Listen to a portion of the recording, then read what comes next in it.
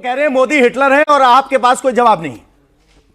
मुझे ऐसा लग रहा है कि कांग्रेस वालों को अब कोई सुनने वाला भी नहीं बचा। यहाँ थोड़ी सी पब्लिक देखी तो रुक ही नहीं रहे। घर में तो कोई सुन लेता है कि नहीं सुन लेता भाई? सर मुद्दे पे आइए ना। बोले जा रहे हैं आदमी। ये पब्लिक पे आइए। मैं आगे आना चाहता हूँ। ये बुद्धिजीवी इस हैं, देश हमारे में देश का माओवाद पर कंधा है, ये आतंकी जैन जी हैं, ये बता देंगे कि देश इनको में तानाशाही के ना खिलाफ ट्रिगर कैसा करने के लिए बस बताइए एक सेकंड पब्लिक चाहिए, में। एकदम लड़ना इनको शुरू भी कर देते हैं। बेरोजगारी 10 सेकंड पब्लिक दिलवा की भीड़ दीजिए। में अपनी लग बात जाए रखिए, आप बोलने अब दीजिए कैसे उनको। रखो? बोलने दीजिए उनको। करते हैं। आप अपनी भाई बात अगर बैकग्राउंड म्यूजिक देने का इतना शौक है तो इनके हाथ में तंबूरा दे दो, बजा लेंगे। मैं गाना गा लूंगा, गजब बात हो रही है। जय श्री राम, कोई जय बात श्री नहीं। राम।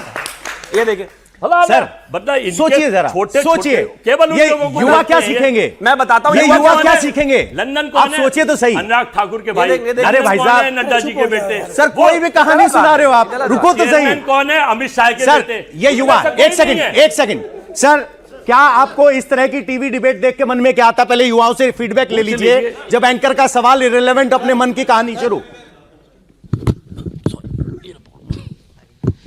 अजय जी को मैं एक धन्यवाद देता हूं, आपने हमें जगाया। हमें नहीं पता था कि कांग्रेस इतना काम करेगी, बहुत अच्छा।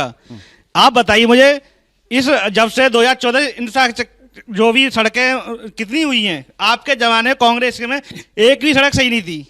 आज यहाँ से लेकर बम्बई हाईवे चले जाओ, यहाँ से लेकर लखनऊ से आगे चले जाओ, बिहार चले जाओ, उत्तराखंड कहीं भी चले जाओ, आपको रोड टूटी फूटी नहीं मिलेगी।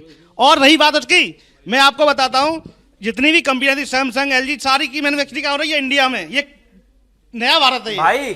अब मुझसे पूछा है, इनसे पूछा है। बोलना था ये आपको भाई, तो मैं बोलने आईना आया हूं, दिखा मुझे रहे सही पूछा है हैं, ना? बता रहे हैं क्या काम हुआ। मेरा सर, धन्यवाद, मेरा सुनो। एक सेकंड बात हो रही थी। अब बहुत ही एक दो सवाल ले धन्यवाद, लीजिए आपने सर। सवाल पूछा, बड़ी मुश्किल मैं से तो इंतजार कर रहा था कि आप सवाल कोई पूछा तो कॉरिडोर 10 मिनट सड़कों पर और आए। सर एक और सुन लीजिए। हाँ सर बताइए।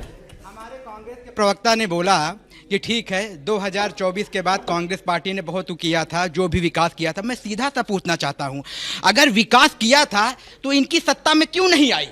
वो दो वोट से स्टार्ट किए थे, 2 लोकसभा में सीट थी जब अटल बिहारी वाजपेयी ने बोला था। आज जो है मोदी जी ने आज प्रधानमंत्री कैसे बन गए? ये राहुल गांधी जी को सोचना चाहिए, इनके कांग्रेस के प्रवक्ता को सोचना चाहिए। ये जनता का फीडबैक है सर आपके लिए। अगर देश में अगर आपको वापिस करना है तो आप बाप का, दादा का, क्या दादी का आप नहीं कर सकते। आपने क्या किया सर? 1 मिनट और। मेरे पिताजी की जब गांव में थे ना, 1 मिनट मैं सुना, 1 मिनट सर सुनिए, बहुत अच्छा सर दे रहा हूं। मेरे पिताजी के नाम से ना, जब हम लोग गांव में जाते थे, हमारे पिताजी की जब कोई जो है जाते थे तो उठ जाते थे, क्योंकि हमारे पिताजी पंडित थे।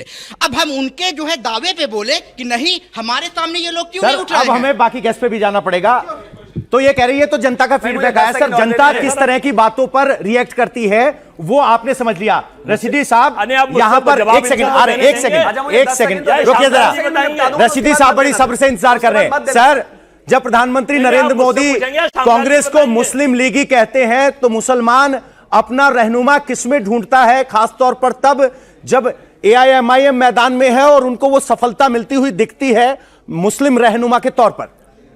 आपको ये भी पता होना चाहिए कि बिहार में 26% वोट बीजेपी को भी मिला है मुसलमान का। ये भी याद रखना चाहिए।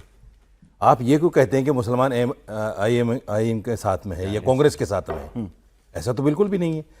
था एक ज़माना, एक वक्त था जब मुस्लिम कांग्रेस के साथ लगता था, और 65 साल तक जिस तरह से बेवकूफ़ मुसलमानों को कांग्रेस ने बनाया, इसमें कोई दो राय नहीं है। ये सच्चाई है, क्योंकि हमें आज़ादी के बाद में जो हमारी पोजीशन थी आज वो 0 पे चली गई। लोकसभा में कहाँ है, विधानसभा में कहाँ है, नौकरियों में कहाँ है। मैं आपको 10-12 साल का लोग पूछते हैं कि 10-12 साल में क्या हुआ। कांग्रेस के टाइम में ये होता था कि UPSC के एग्ज़ाम में एक बच्चा कहीं से कोई निकल गया हिंदुस्तान के किसी कोने से मुस्लिम।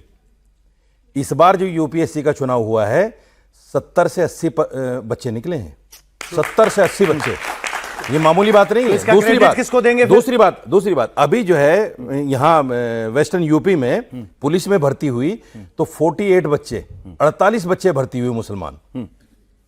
ये कोई मामूली काम? जब आप ये आंकड़ा देते हो तो वहीं मदनी साहब का बयान भी आता है कि जुल्म हो रहा है तो जिहाद भी हो गया।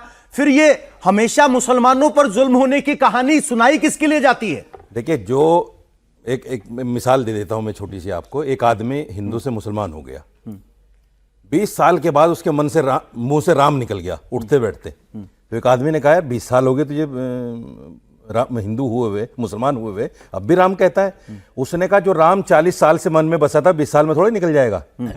तो 65 साल जो मेहनत की थी मुसलमानों के ऊपर, वो 10 साल में खत्म करना चाहते हैं आप। अच्छा, ये तो साइकिल का चैन है, साइकिल के पहिए को घुमाइए, बहुत देर तक चलता है वो।